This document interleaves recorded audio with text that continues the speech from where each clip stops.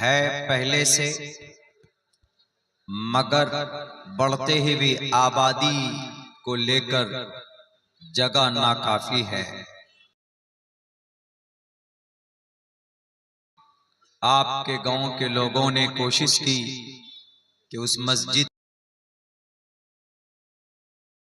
में जगह बढ़ाई जाए, उस मस्जिद को थोड़ी बड़ी की जाए।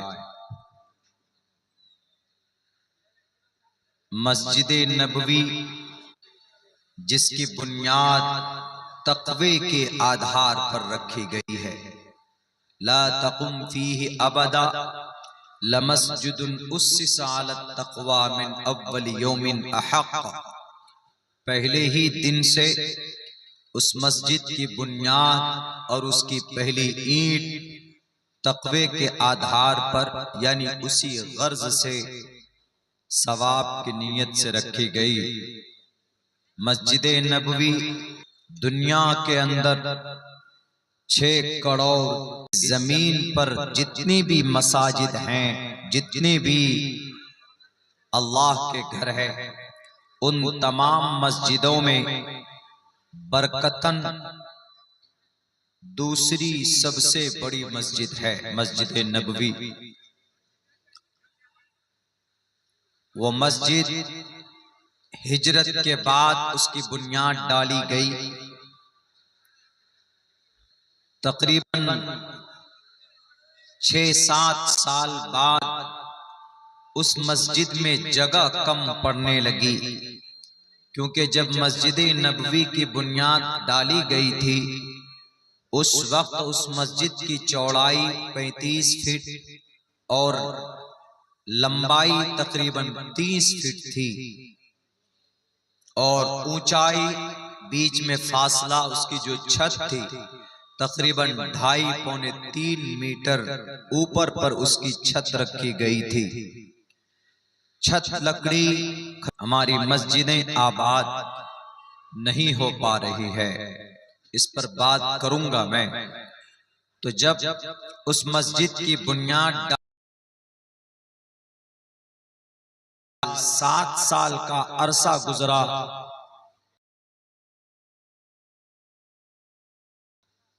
ईमान लाने वाले सहाबा की तादाद बढ़ने लगी, और जब मस्जिद की जगह कम पड़ी तो अल्लाह के नबी अलैहिस्सलातु वस्सलाम ने मशवरा किया और सहाबा ने भी बढ़ चढ़ कर हिस्सा लिया और ये कहा कि इस मस्जिद को थोड़ी वसी की जाए, बड़ी की जाए। जैसे आज आपके गांव में मस्जिद के तौसीक के काम के लिए जलसे होते हैं, नौजवान उसको बढ़ाने के लिए मेहनतें कर रहे हैं, तो उस वक्त जब बात आई सामने कि उस मस्जिद को थोड़ी और चौड़ी की जाए, तो उसकी चौड़ाई जहां 35 फीट थी तो उसकी की बात हुई, और लंबाई जहां 30 फीट थी तो 15 फीट और बढ़ाने की बात हुई। तो जो जमीन थी, जो बाकी और जमीन जो बढ़ी बात में, तो हजरत उस्मान रजी अल्लाह ताला अन्हु उन्होंने टोटल जमीन को खरीद कर मस्जिद में वक्फ किया, मस्जिद में दान दिया कि लीजिए। तो हजरत उस्मान गनी रजी अल्लाह ताला अन्हु ने मस्जिद की जमीन खरीदी और उस मस्जिद की वसात का काम हुआ, वो मस्जिद बढ़ाई गई। इसी तरीके पर हर एक जमाने में हजरत उमर फारूक के जमाने में वो मस्जिद बढ़ी, और इसी तरह आगे बढ़ते गए हजरत उस्मान के दौर में, और दिगर सहाबा और दिगर बाद में आने वाले मुस्लिम हुक्मरानों ने उस मस्जिद की तौसी का काम किया।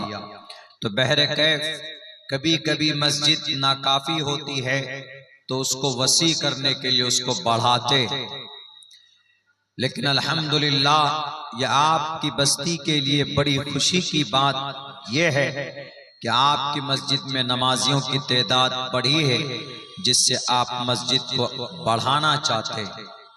बढ़ाइए और बढ़ाइए, ताकि कल क़यामत में सीना तान कर कह सकें कि अल्लाह, ऐसे फसाद और ऐसे बिगाड़ के वक्त में हमने मस्जिद बड़ी इसलिए की क्योंकि हमारे नमाजी बढ़ गए थे। तो ये आपका अमल, आपकी मस्जिद के अंदर तौसी का काम, ये कल क़यामत में मुमकिन है। अगर आपकी नीयत सही हो तो ये निजात का जरिया भी आपके लिए बन सकता। इसीलिए बहुत मुबारक काम है जो आदमी मस्जिद बनाने में ताउन पेश करता है, जो आदमी तो वो बहुत ही खुश नसीब इंसान। आप 100, 200, 300, 400, 500 रुपए का गोश्त लाकर खाकर हजम हो जाएगा। सुबह आप बैतुल खला में उसको चला जाएंगे तो वो चीजें वहां पर साफ करके आ जाएंगे। लेकिन आपने 500 से, 1000 रुपए से, 100, 200 रुपए से अगर किसी मस्जिद की तामीर में आप हिस्सा लेते हैं तो ये चीजें जाय नहीं होती, बल्कि ये अल्लाह के अकाउंट पे लिखा जाता है। रब कुरान करीम में कहता है, मा इंदकुम यनफदु व मा इंदल्लाहि बाक़, जो तुम्हारे पास है वो खत्म होने वाला है, और जो तुमने व मा इंदल्लाहि बाक़, और जो अल्लाह के पास जमा हो गया। अल्लाह के पास कोई कैसे भेजता है पैसा और दौलत? वो नेकी की शक्ल में जाती। जैसे आपने यहाँ पर कुछ पेश किया है, ताउन किया है, यह आपका बेकार नहीं जाएगा, बल्कि वो अल्लाह के पास जमा हो गया। ये मैं नहीं कह रहा, ये रब का कुरान कह रहा है। जनाब मोहम्मद रसूलुल्लाह सल्लल्लाहु अलैहि वसल्लम की हदीस मुबारका कहती, मन बना लिल्लाहि मस्जिदन बनल्लाहु लहु बैतन फिल जन्ना। आप दुनिया में जिस एतबार से मस्जिद बनाते हैं, अल्लाह तबारक व तआला कल क़यामत में जन्नत में आपके लिए उसी तरह का महल तामीर करके आपको देगा। मेरे भाइयों, कभी कभी बहुत दुख भी होता कि आदमी अपनी इबादत खाने की तामीर के लिए करोड़ों रुपए जमा कर लेता है। अभी हमारे भारत के अंदर हमारी मस्जिद को शहीद करके एक बुतखाना बनाया गया। तकरीबन 5000 करोड़ रुपए जमा हुए बनाने के लिए उस मंदिर को, जिसको राम मंदिर बोलते हैं। बाबरी मस्जिद थी पहले, वहां पर उसको शहीद कर ये पैसा दान करके वो पैसे आए। हालांकि मंदिर बनाने पर कल क़यामत में कोई अज्र है? कोई अज्र नहीं है, न वेदों में है, न राम मंदिर के मानने वालों की किसी शास्त्र के अंदर है कि तुम अगर तुम मंदिर बनाओगे तो तुमको स्वर्ग के अंदर कोई बड़ा मकाम मर्तबा दिया जाएगा। लेकिन मस्जिद बनाने पर जरूर है, मस्जिद बनाने पर उनके ग्रंथों में भी है, नाम जपा जाए। और मस्जिद में हम लोग क्या करते? मस्जिद में हम लोग सिर्फ अल्लाह का नाम लेते, मस्जिद में सिर्फ हम लोग अल्लाह की इबादत करते, दूसरा और कोई काम मस्जिद में नहीं होता। यानी अल्लाह की बंदगी के लिए, अल्लाह तबारक व तआला ही के ताल्लुक से उनकी किताबें सुनने, सुनाने, पढ़ने, पढ़ाने के लिए मदारिस बनते हैं, मकातिब चलाए जाते हैं। बल्कि अल्लाह के नबी अलैहिस्सलाम ने मदीनतुल मुनव्वरा में बैठकर वहां के पत्थर पर के तमाम उमूर के फैसले किए। सियासत हो, समाजी काम हो, मिल्ली काम हो, कौम के लिए अगर कोई भी काम होता था तो आप अलैहिस्सलातु वस्सलाम वहीं मस्जिद नबवी पर बैठकर वो काम अंजाम देते थे। यहाँ तक के सहाबाए किराम को जंग में भेजने का काम उसी मस्जिद नबवी से हुआ करता था, मस्जिद से होता था। निकाह भी हो तो मस्जिद में हो, दीनी कोई भी मशवरा हो तो मस्जिद में हो, हमारे बच्चों की तालीम का बंदोबस्त मस्जिदों के अंदर हो।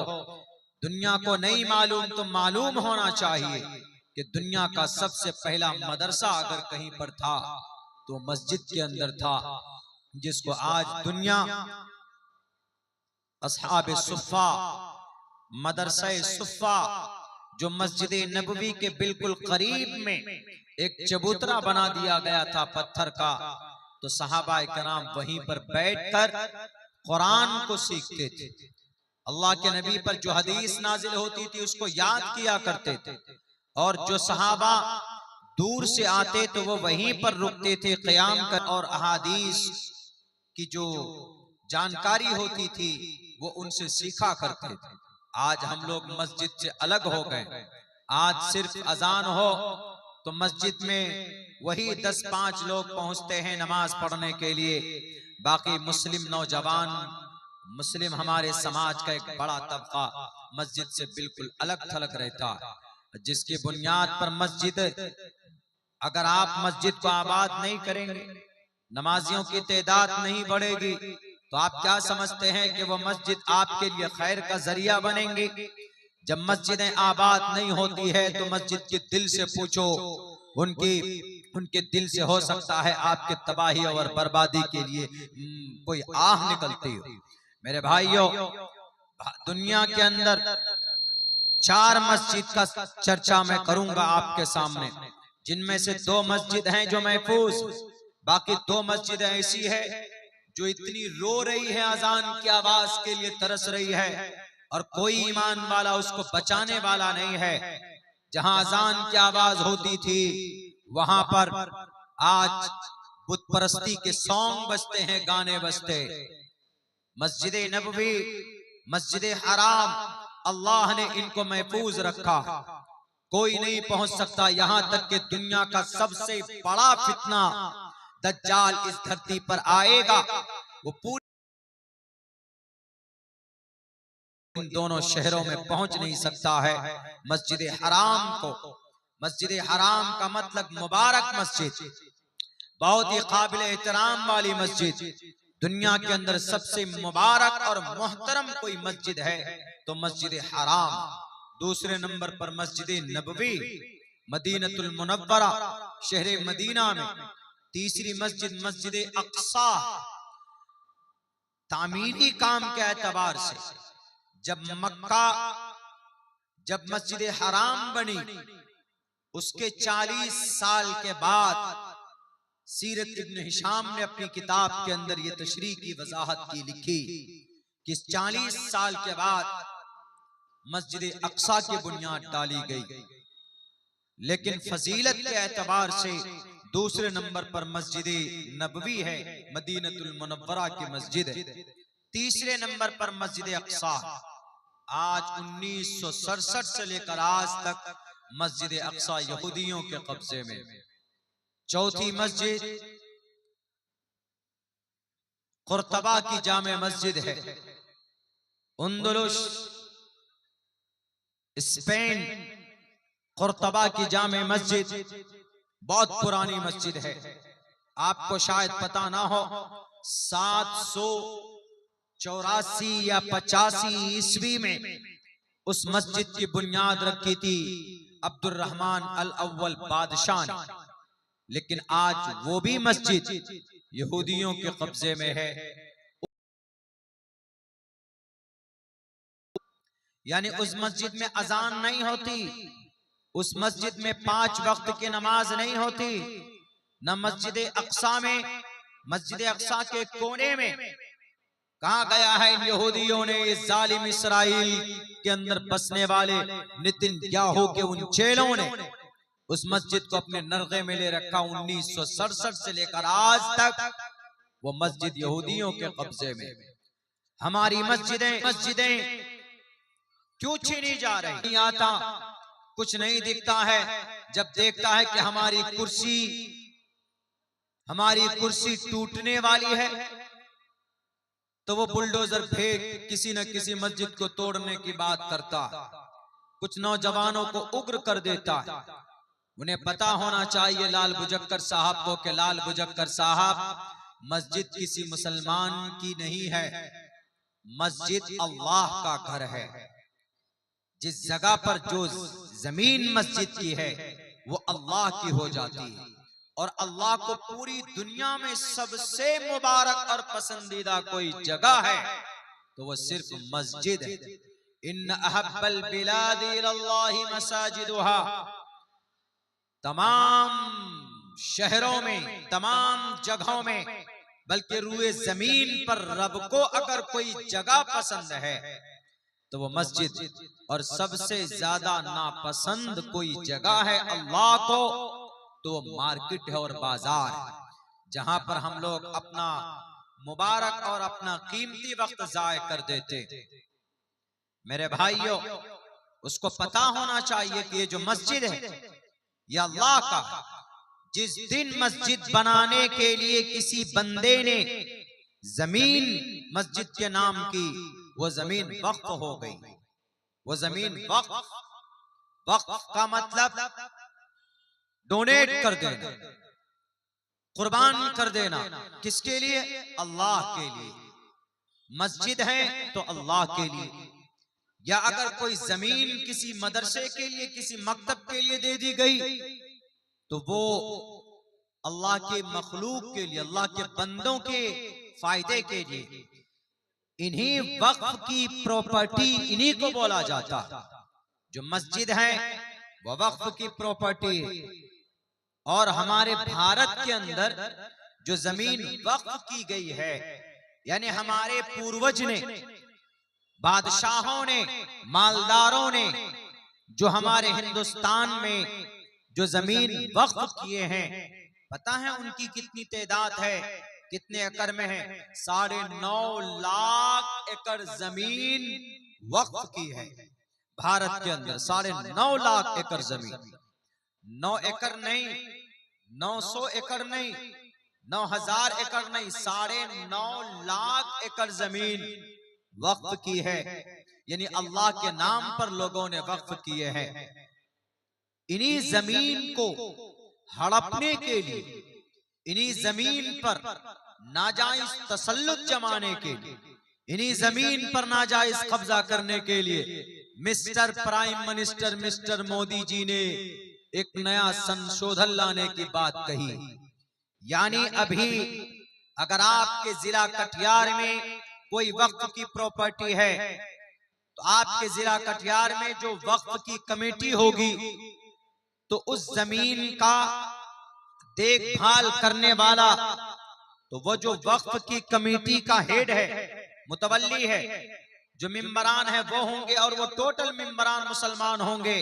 ये अभी तक था, लेकिन जब ये कानून आएगा तो आपके कटिहार में वो जो वक्फ के टीम का जो सबसे बड़ा सरदार होगा वो डीएम होगा, और 2 गैर मुस्लिम होंगे उसके मेंबर। यानी संस्था हमारी, जमीन हमारी, देखभाल करने वाले आप कौन होंगे जी? डीएम क्यों होगा? और 2 गैर मुस्लिम मेंबर क्यों होंगे? ये बात समझ के खिलाफ है। इसी के लिए हम लोग प्रोटेस्ट कर रहे हैं, इसी के लिए हम लोग एहतजाज कर रहे हैं कि हमें ये कानून पसंद नहीं। जब जमीन हमारी है, आपके गांव में जो मस्जिद है,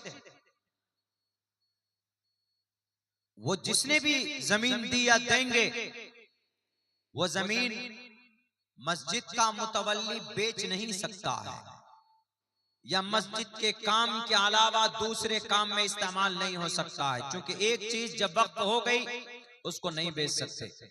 लेकिन mister prime minister mister Modi उसको बेचना चाहते हैं। बेचा है। मुंबई के अंदर जो सबसे बड़ा उद्योगपति है अंबानी साहब, उनकी जो डुप्लीकेट जन्नत है एंटीलिया, 4000 स्क्वायर फुट पे है। 21 करोड़, मात्र 21 करोड़। हालांकि 21 करोड़ उसके लिए कोई बड़ी रकम नहीं। 21 करोड़ रुपए में उन्होंने वो जमीन खरीदी। जब तहकीक की गई, पता ये चला कि वो वक्फ की जमीन है। वक्फ की जमीन कोई न बेच सकता है, न कोई खरीद सकता। वक्फ की जमीन को सिर्फ तरक्की के लिए, अल्लाह की इबादत के लिए, अल्लाह को राजी करने के लिए इस्तेमाल किया जा सकता, और किसी दूसरे या तीसरे मकसद के लिए नहीं हो सकता। लेकिन उसको 21 करोड़ रुपए में बेचा गया और अभी उसका केस कोर्ट में चल रहा। एक आदमी को खुश करने के लिए कानून लाया, सोचा कि ये कानून आएगा तो उस इलाके का जो डीएम होगा वो फौरन क्लीन चिट दे देगा डुप्लीकेट के जन्नत के रखवाले को, और उसको कहा जाएगा कि भाई आज से ये जमीन आपकी है। मेरे भाइयों, वक्त की प्रॉपर्टी कोई नहीं बेच सकता। यकीनन हमारे वक्त के जिम्मेदारों से कोई न कोई गलती हुई, और यकीनन हुई। अगर ये वक्त की प्रॉपर्टी की सही देखभाल करते लोग, इसका पैसा सही इस्तेमाल में होता, तो आज आपको आपकी मस्जिद बनाने के लिए चंदा नहीं करना पड़ता। इतना बड़ा प्रोग्राम करके, इतनी मेहनत करके, पैसा इकट्ठा करके आपको मस्जिद की तामीर के लिए इतनी कद्दोकाविश नहीं करनी पड़ती, क्योंकि वक्फ की प्रॉपर्टी की इतनी आमदनी होती, इतनी आमदनी होती कि हम मस्जिद की जमीन भी खरीदते, उसमें आलीशान मस्जिद भी बनाते, उसमें मकतब भी बनाते, उसमें मदरसा भी बनाते। ये सारे काम वक्फ की प्रॉपर्टी की आमदनी से होता। आप कहेंगे कि मौलाना इतना पैसा कैसे आता? मैं आंकड़ा आपके सामने रखता हूं, पेश करता हूं।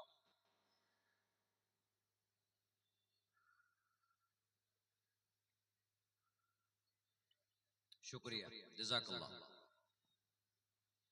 महाराष्ट्र में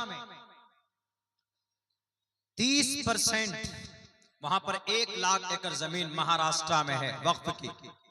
उनमें से 70,000 एकड़ जमीन नाजायज कब्जा है उस पर, यानी वक्फ के पास नहीं। वक्फ के पास मात्र 30,000 एकड़ जमीन है।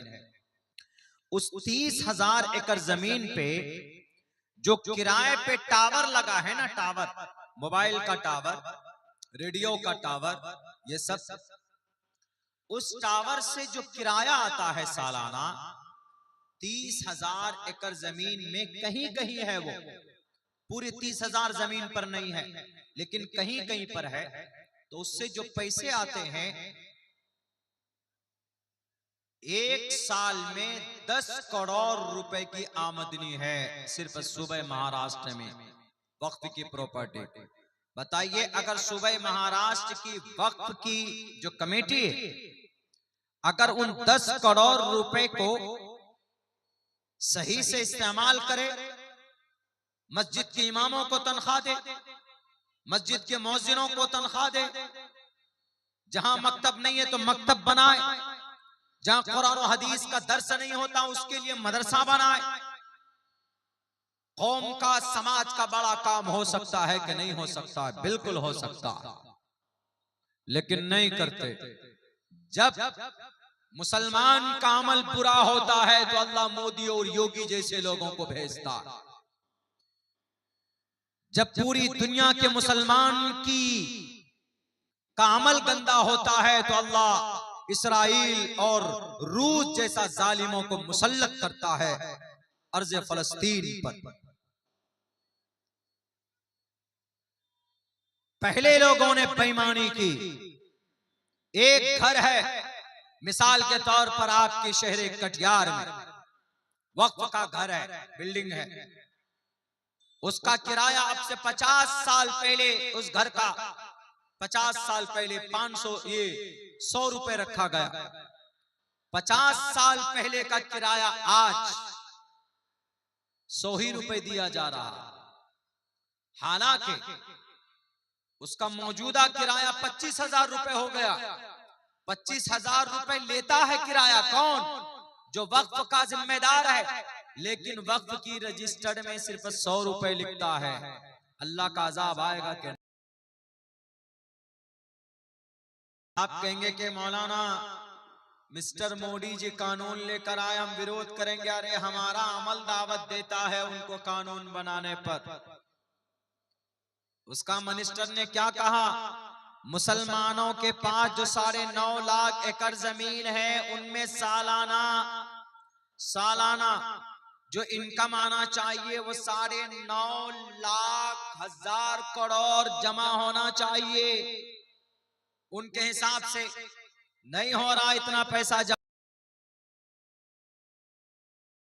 की प्रॉपर्टी की आमदनी को जमा किया जाए तो हम भारत के अंदर 10 दिन तक पूरे भारत के लोगों को बिठाकर खाना खिला सकते हैं, इतनी आमदनी।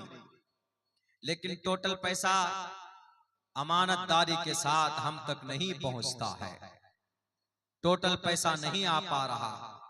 इसी वजह से जब आदमी का अमल पूरा होता है ना, तो अल्लाह तबारक व ताला फिर मदद नहीं, अल्लाह तबारक व ताला फिर जालिमों को मुसल्लत करते। मेरे भाइयों, ये जमाना है अपने अमल को सुधारने का।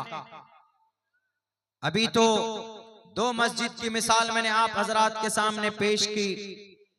मस्जिद अक्सा, जिसकी फजीलत, जिसका तज़किरा रब ने कुरान करीम के अंदर किया और यूं कहा है, सुब्हानल्लज़ी असरा बिअब्दिही लैलन मिनल मस्जिदिल हराम इलल मस्जिदिल अक्सा। मस्जिद अक्सा, उसके इर्द गिर्द हमने बरकत रखी है। रब कहता अल्लज़ी बारकना हौलहु लिनुरियहु मिन आयातिना, हमारी निशानियां, हमने मुबारक बनाया उस मस्जिद को, मस्जिद अक्सा को। लेकिन आज मस्जिद अक्सा किसके कब्जे में है? यहूदियों के कब्जे में। कितने हैं यहूदी पूरी दुनिया में? 1.5 करोड़ यहूदी। मुसलमान कितना है पूरी दुनिया में? 1.5-2 अरब मुसलमान। यानी मुसलमानों का 1.25 हिस्सा नहीं है यहूदी। लेकिन यहूदी आज इतने ताकतवर है कि इन्होंने दुनिया के हर खित्ते में अपने एजेंट को बैठा के रखा हुआ। उनके पास ऐसे ऐसे जासूसी तंजीमें, अगर आप में से किसी को मारना हो तो आपके घर में घुस के मारेगा, आपको पता भी नहीं चलेगा कि मुझको किसने मारा। ये यहूदी इतने मजबूत हो गए। 1967 से लेकर बैतुल मक़दिस यहूदियों के कब्जे में। अल्लाह के नबी अलैहिस्सलातु वस्सलाम ने 16 या 17 महीने उसी मस्जिद अक्सा के तरफ रुक करके आपने नमाज अदा की थी। ये वही मस्जिद अक्सा है जिसकी बुनियाद के बारे में कहा जाता है कि शुरू के अंदर 2 मस्जिद की बुनियाद हजरत आदम अलैहिस्सलाम ने रखी। एक मस्जिद हराम, दूसरी मस्जिद अक्सा। मस्जिद हराम से बुनियाद रखकर जब वो बैतुल मक़दिस मुल्क शाम की तरफ आए, मुल्क शाम के तरफ, तो बैतुल मक़दिस की बुनियाद रखी। उसके बाद फिर हजरत याकूब ने, उसके बाद फिर हजरत दाऊद ने, हजरत दाऊद बनाते बनाते उनका इंतकाल हो गया, तो उन्होंने अपने बेटे हजरत सुलेमान अलैहिस्सलाम ने बाकी का काम पूरा किया। इसीलिए हजरत सुलेमान के बारे में ये यहूदियों का कहना है कि ये मस्जिद अक्सा हैकले सुलेमानी को तोड़कर उसकी बुनियाद रखी गई है। हैकले सुलेमानी का मतलब हजरत सुलेमान अलैहिस्सलाम की महल, हजरत सुलेमान अलैहिस्सलाम का दरबार, उसको तोड़कर मुसलमानों ने उस पर बुनियाद रखी। यानी मोहम्मद अलैहिस्सलाम के मानने वालों ने उस पर बुनियाद रखी है। इसीलिए यहूदी उस पर मस्जिद अक्सा पर कब्जा किए हुए। उस शहर, वो शहर यहूदियों के नजर में भी काबिल एहतराम है और मुसलमानों के भी नजर में काबिल एहतराम है, और नसारा यानी जो ईसाई है उनके नजर में भी काबिल एहतराम। तीनों लोग झगड़ रहे।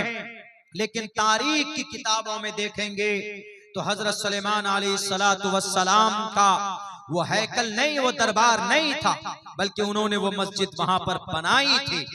और फिर वो मस्जिद बनी, बड़ी मुबारक मस्जिद बनी।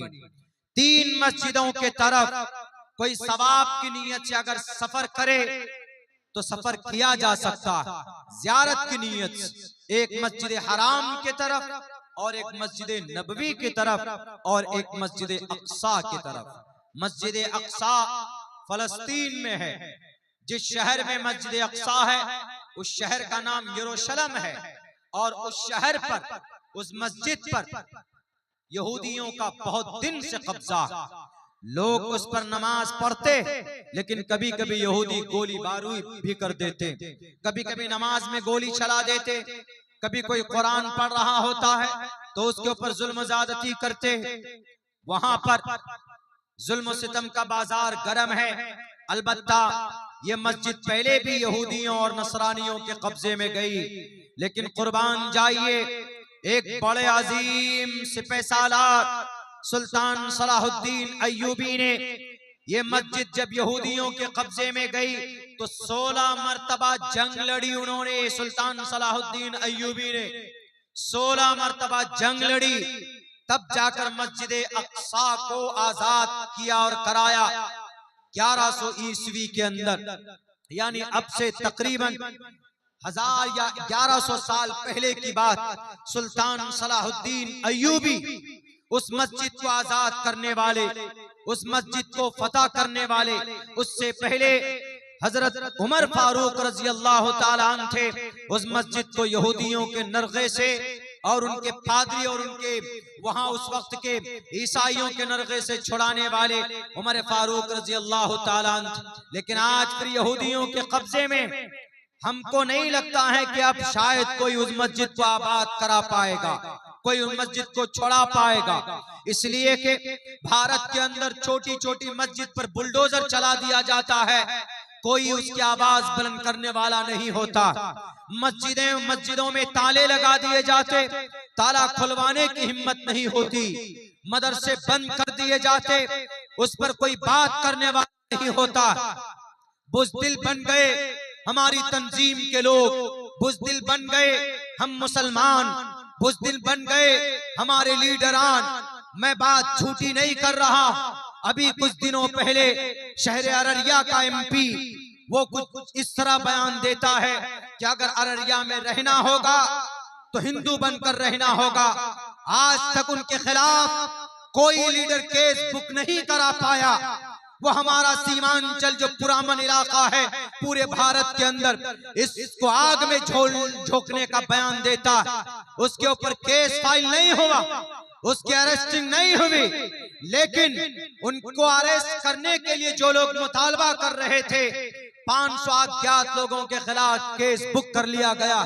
ये दोहरी पॉलिसी यहाँ के प्रशासन की, लेकिन किसी की हिम्मत नहीं हुई कि उस प्रदीप कुमार सिंह के खिलाफ हम किसी थाने में जाकर कोई एफआईआर दर्ज कराते। क्यों? सब डर गए, सबके मुंह में दही जमे हुए थे। बड़ी तंजीमें क्यों सो रही? हमारे सीमांचल जो बहुत पुराना इलाका, पूरे भारत के अंदर गुर्बत जरूर है, पसमानदा जरूर है, लेकिन सीमांचल के लोग पुरअमन हैं। हमारे सीमांचल के लोग लड़ाई पर विश्वास नहीं रखते, हमारे सीमांचल के लोग दंगा पर विश्वास नहीं रखते। हमारा सीमांचल का नौजवान गरीब जरूर है, लेकिन हाथ में तलवार लेकर किसी निहत्थे को मारता नहीं है। एमपी साहब, आपकी जो नीयत है नापाक है, आपकी सोच है घटिया है। आप पढ़े लिखे अगर हैं तो आपको अपने सोच पर पछतावा होना चाहिए। इसलिए कि साफ लफ्जों में श्रीमद् भगवत गीता के अंदर कहा गया कि जो आदमी गुरु ज्ञानी होगा वो किसी को तकलीफ देने के लिए कोई बात नहीं कहेगा।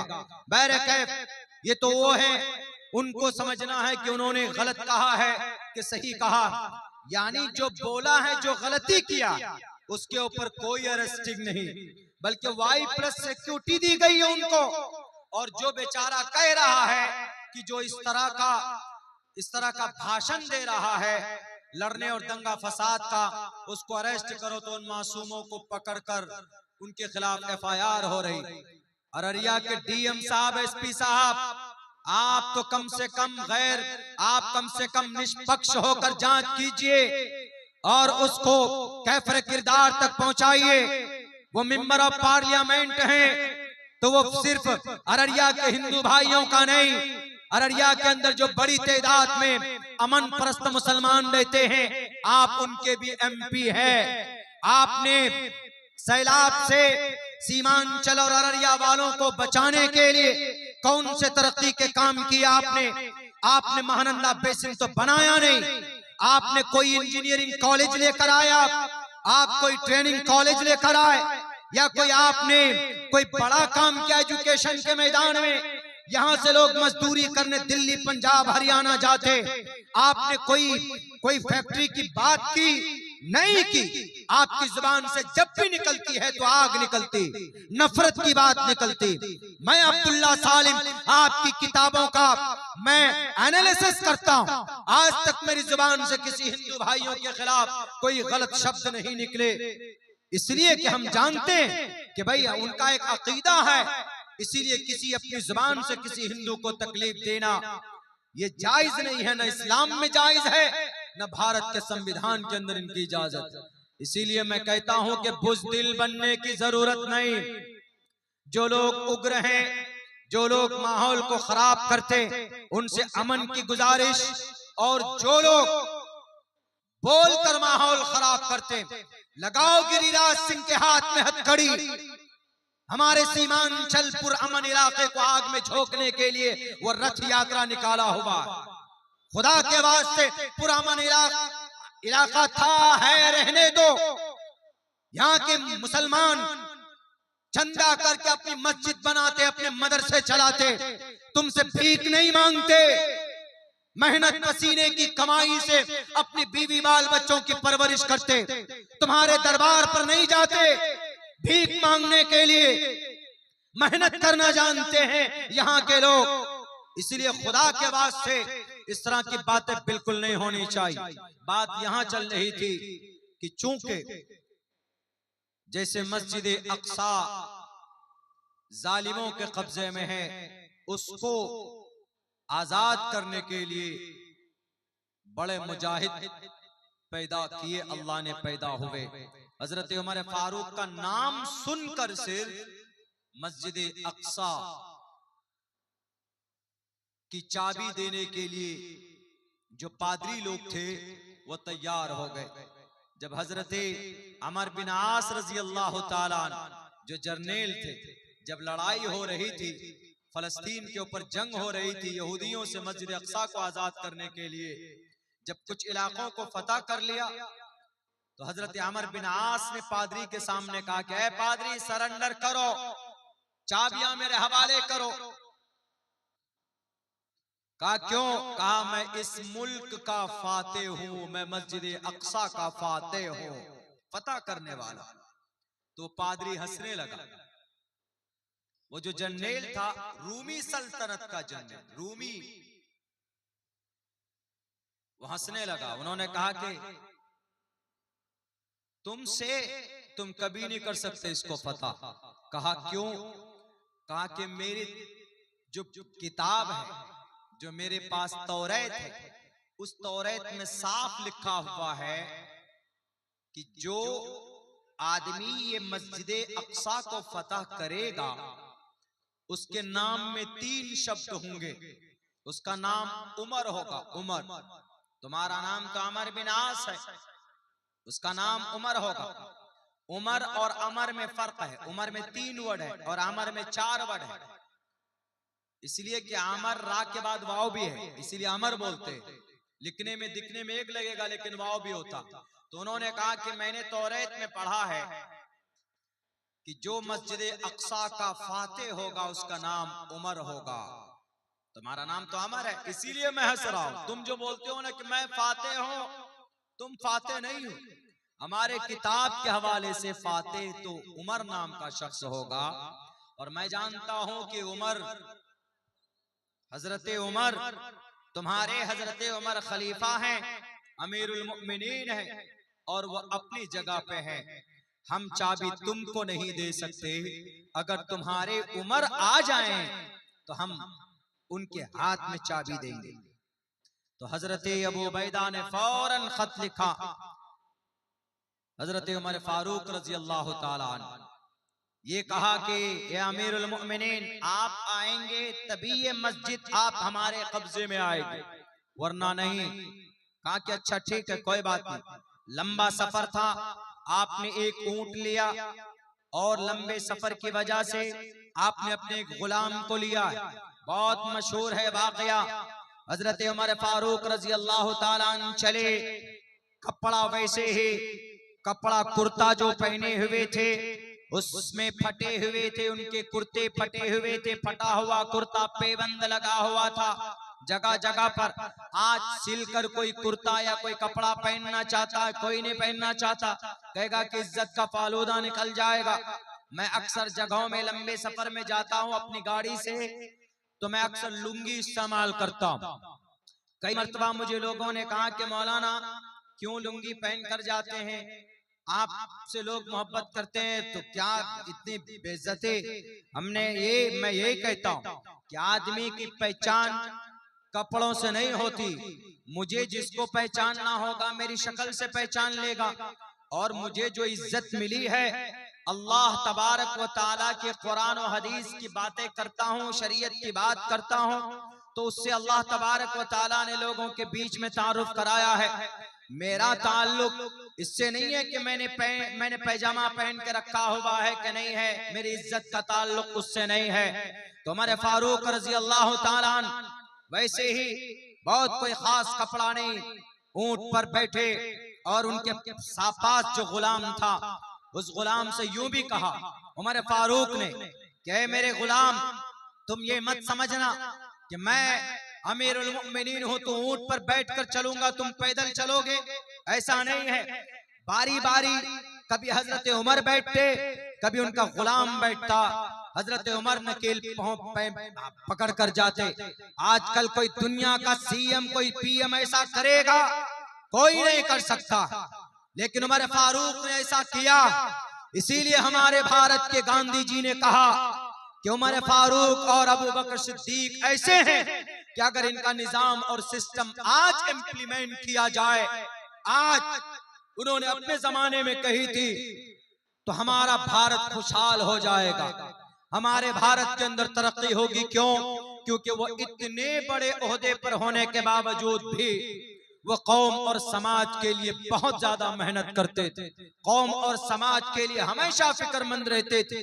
इतनी दौलत की गद्दी पर बैठने के बावजूद कभी भी 1 रुपए उन्होंने मिसयूज नहीं होने दिया, गलत खर्च नहीं किया। जैसे आजकल का नेता गद्दी पे बैठेगा तो कौम के लिए जो पैसा आएगा तो उस कौम के पैसों को भी लूटेगा, जो माइनॉरिटीज के लिए जो फंड आएगा वो भी लूटेगा। सीमांचल के अंदर अभी सैलाब आया, ज्यादा से ज्यादा एक ब्लॉक में 200-300 लोगों के 7,000 रुपए ये भीख दे रहे हैं। आप भीख, बिहार के सीएम साहब वापस कर लो। 7,000 रुपए का तो हमारे शेरशाहबादी बिरादरी के लोग मटन खा जाते हैं। 7,000 रुपए का एक महीने के अंदर नहीं चाहिए आपकी ये भीख, आपको देना ही था तो एक किसान को कम से कम 50,000 रुपए का मुआवजा देते, जिनके धान खत्म हो गए, जो यहाँ की बेसिक फसल जो सैलाब में तबाह हो गए जलकर। और